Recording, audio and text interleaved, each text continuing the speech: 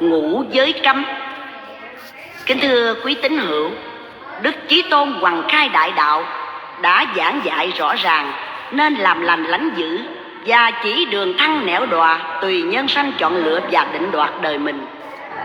Ngài chưa từng bắt buộc người nào theo đạo cả. Nhưng nếu ai thức tỉnh hồi tâm, nhập môn minh thệ, làm môn đệ Đức Chí Tôn, thì Ngài lại bắt buộc gắt gao phải tuyệt đối tuân theo luật đạo, trước nhất là ngũ giới cấm, để môn sinh khép mình vào khuôn luật rèn luyện trau dồi, sửa đổi từ thể xác đến tâm hồn, để xứng phận người tu, hầu mong vào đường siêu thoát. Chuyển thể cổ nhạc ngũ giới cấm.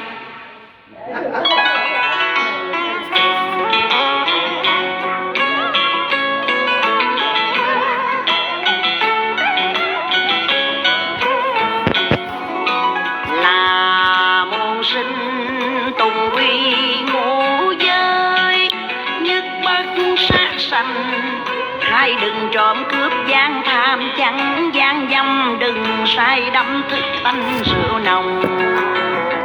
Lời thẳng ngay giới đừng dối gian, còn cách ghi lời khuyên, tâm chí thành giữ đúng điều răn.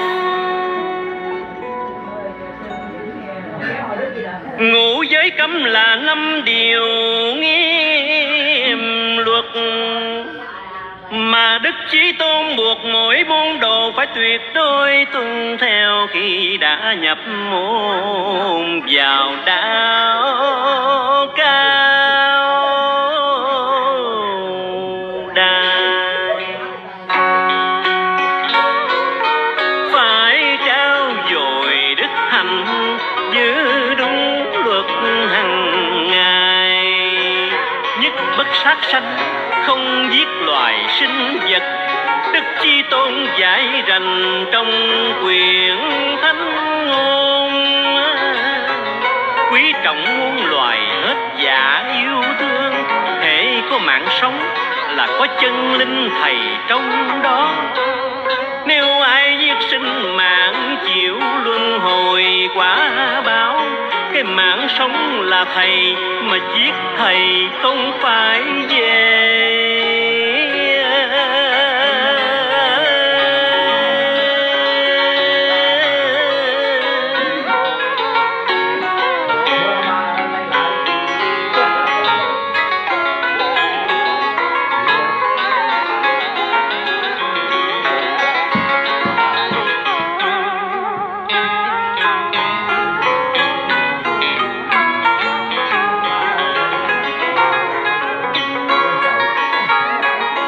Nhị bất du đạo, cấm trộm cướp gian tham, tìm mưu trước hại nhau vì lời di quyền. Muốn quyền cao lộc cả nên tranh đấu dứt giành, chém giết lẫn nhau gây trường thảm khổ. Gian tham vào lòng, lòng không đạo đức. Gian tham vào nhà, nhà chẳng chánh minh. Gian tham vào nước, nước không chân trì. Gian tham lộng toàn thế giới, thì thế giới hết thánh thần. Gian tham là trong tội, thầy nghiêm cấm gian tham.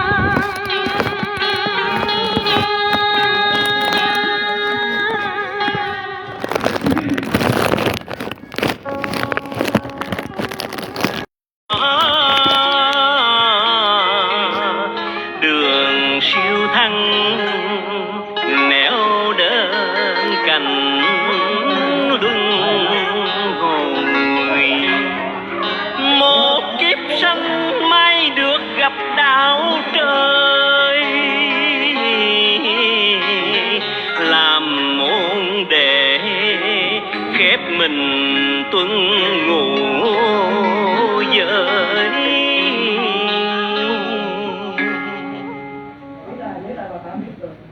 Tam bất tà dâm là cấm lấy vợ hoặc lấy chồng người khác.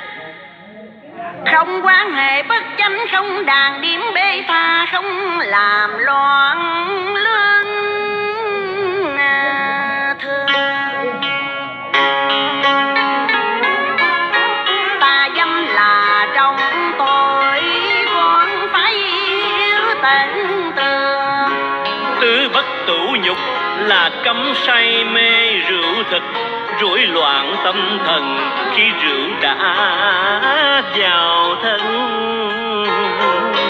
Trí óc hết tinh anh, không kềm chế được mình, tà mỹ đột nhập ngay xuôi dục điều tội lỗi. Nên thầy nghiêm cấm các con uống rượu, vì rượu vừa hại xác thân, vừa hại cả linh hồn.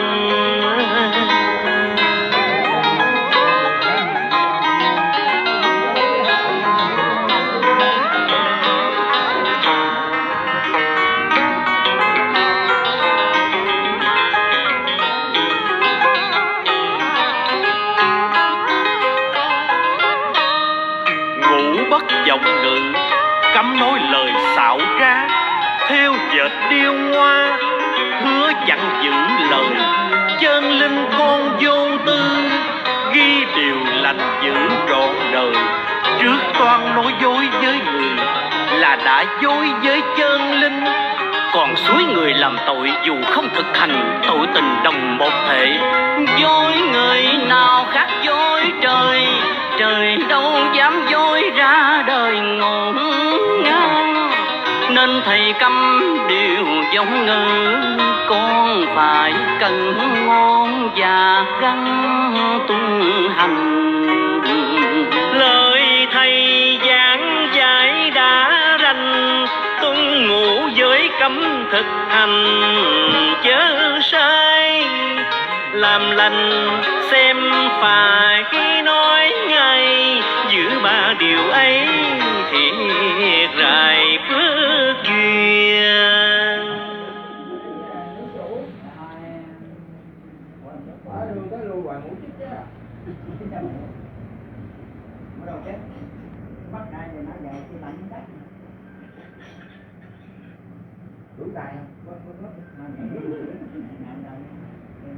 Thôi nay bị thử rồi. Mai đi, mai mốt chị kéo rồi. Toàn chung đúng.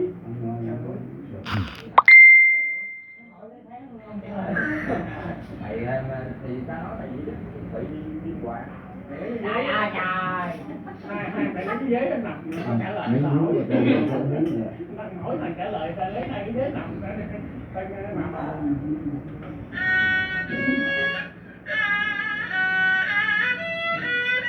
Kính mời đó, ổn định nhật đàn.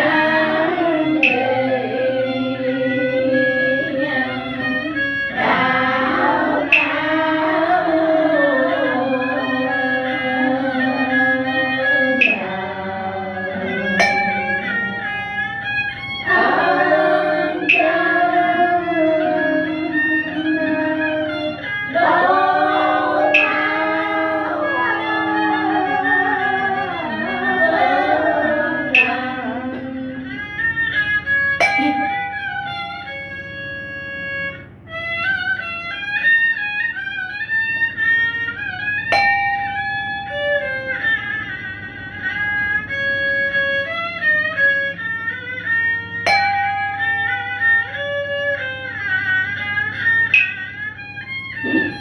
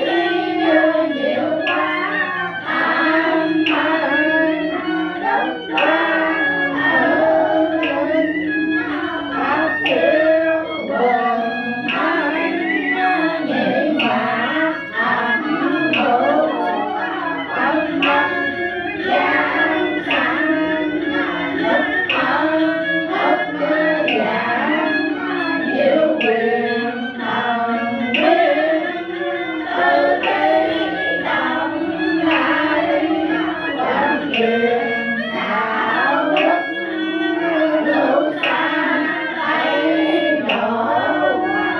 subscribe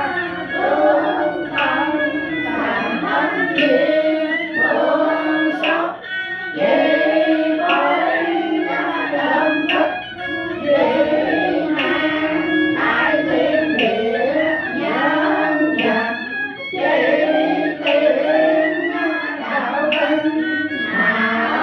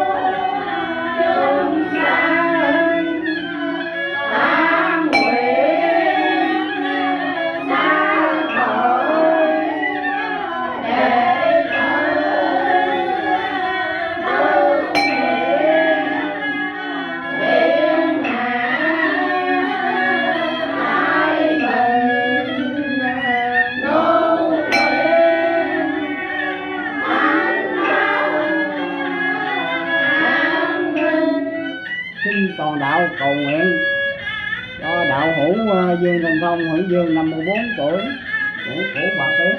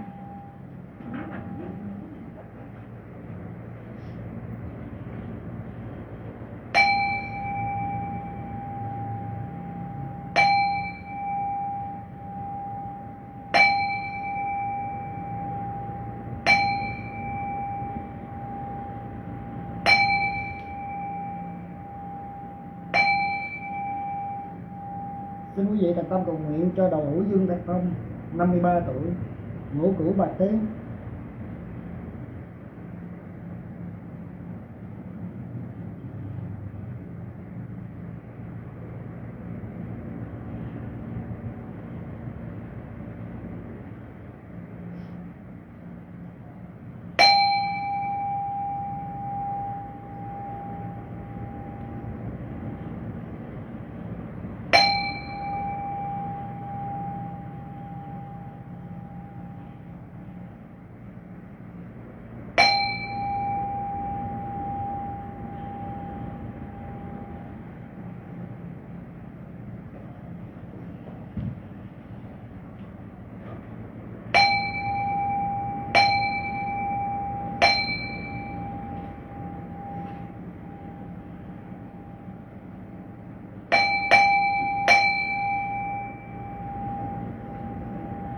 Đốt nhang đi con.